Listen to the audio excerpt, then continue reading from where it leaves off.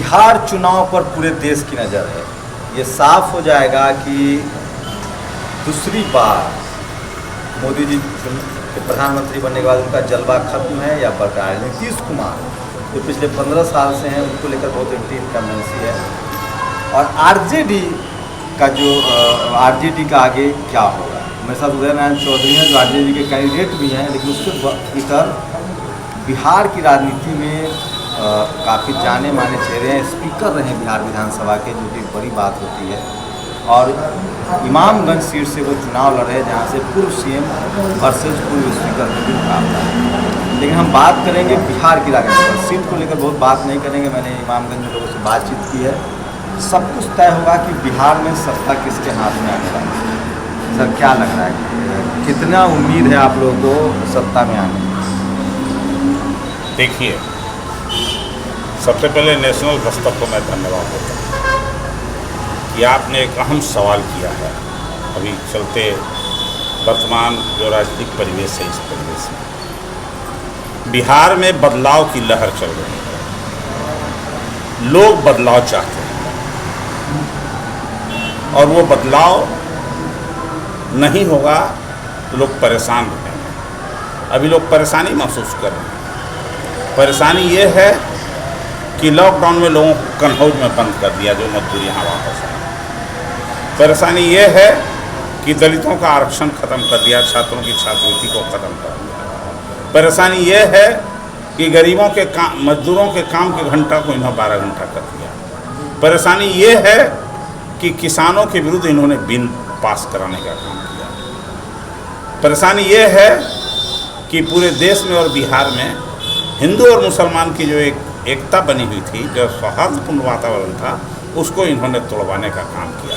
और इन सभी कामों में वर्तमान सुशासन बाबू का सहयोग बीजेपी को मुस्तैदी से मिला। और जब से वो बीजेपी के साथ 15 के बाद जो गए तो और ज़्यादा मजबूती के साथ चले गए। और गुस्सा बीजेपी के खिलाफ भी है और उससे ज़्यादा गुस्सा हमारे जो माननीय मुख्यमंत्री जी हैं, इनके खिलाफ भी गुस्सा है। और उस गुस्से का अभियान लोग आगे आने वाले चुनाव में करेगा। तो हम कह सकते हैं कि उनके खिलाफ गुस्सा का लहर चल रहा है। तो गुस्सा का लहर चल रहा है नीतीश कुमार के खिलाफ, लेकिन जैसे जिस तरह से तेजस्वी को लेकर लगातार बातें हो रही हैं, उन पर हमले हो रहे हैं, उनको टुकड़ा टुकड़ा गैंग कहा जा रहा है। आप लोग मुद्दा बना रहे हैं कि हम 10 लाख नौकरियाँ देंगे। तेजस्वी सीएम ने कहा कि हम पहली बैठक में ही 10 लाख नौकरी का अनाउंस करेंगे। वो अभी भी हिंदू मुस्लिम कार्ड के लिए उसको कैसे काउंटर कर पाएगा? वो एक्सपोज हो चुके हैं। तुके जो भी कहना है कहें, वो एक्सपोज हो चुके हैं। और बिहार में उनका कोई करिश्मा नहीं चलने वाला है। अभी तो उन्होंने कोशिश किया है बिहार में चलाने का कि 3 गठबंधन लड़ रहा है मेरे मजबूती से हाथ में। एक है जो चिराग का है, लोजपा का है, और दूसरा है जो नीतीश कुमार का है। अगर चिराग लोजपा जीतता है तब भी भाजपा जीत है। अगर जेडीयू जीतती है, मांझी जी जीतते हैं, तब भी भाजपा के हाथ में गोल है। तो वो तो दोनों में हाथ में उसको लड्डू है। जनता को डिवाइड करने की कोशिश कर रही है वोट का। और इस बात को यहाँ की जनता समझ रही है कि डिवाइड एंड रूल पॉलिसी अब नहीं चलेगा, अब तुमको यहाँ से जाना होगा।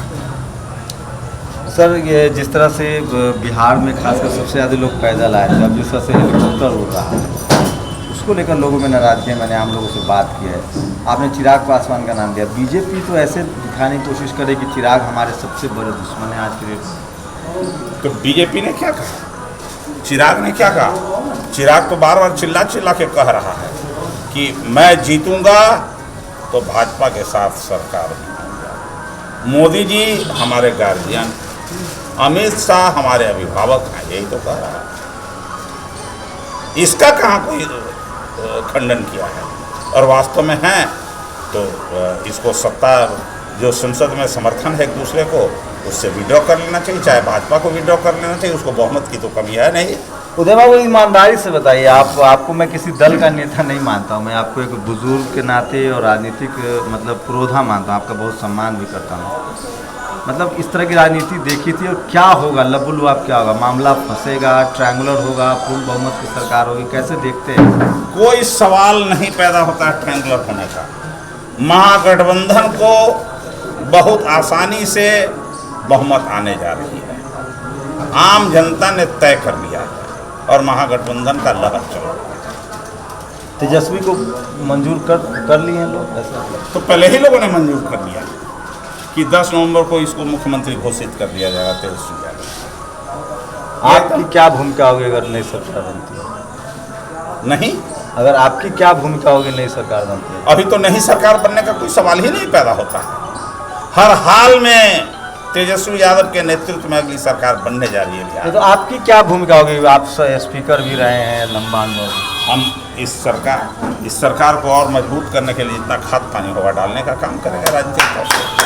नहीं, लोग पूरे देश की नज़र है, लोग पूछते हैं कि आप दलित समाज से भी आते हैं, सीनियर नेता भी हैं, और तेजस्वी को आगे से लोगों की जरूरत भी है सीनियर नेताओं, क्योंकि वहाँ नए जनरेशन के लोग हैं, बुजुर्गों में आप बच रहे हैं, तो किस तरह की भूमिका देखते हैं आप? जो बिहार के हित की बात होगी उसको पूरा कराएंगे, जिससे देश का हित होगा उसको आगे बढ़ाएंगे। तो ये उदयनारायण चौधरी हैं, लंबा राजनीतिक अनुभव रहा है, राजनीतिक दावपेच भी समझते हैं, और इमामगंज से कुछ कैंडिडेट भी हैं। लेकिन एक बात तो यकीन मानिए कि जो मैंने आम लोगों से बात की है, बिहार में इतना आसान नहीं है लोगों को गुजरात मॉडल की तरफ ले जाना। लोग समझते हैं, बहुत राजनीतिक रूप से सचेत हैं, और ये बात हम सब लोगों ने पिछले विधानसभा चुनाव में भी देखा था, इस बार भी आपको देखने को मिलेगा।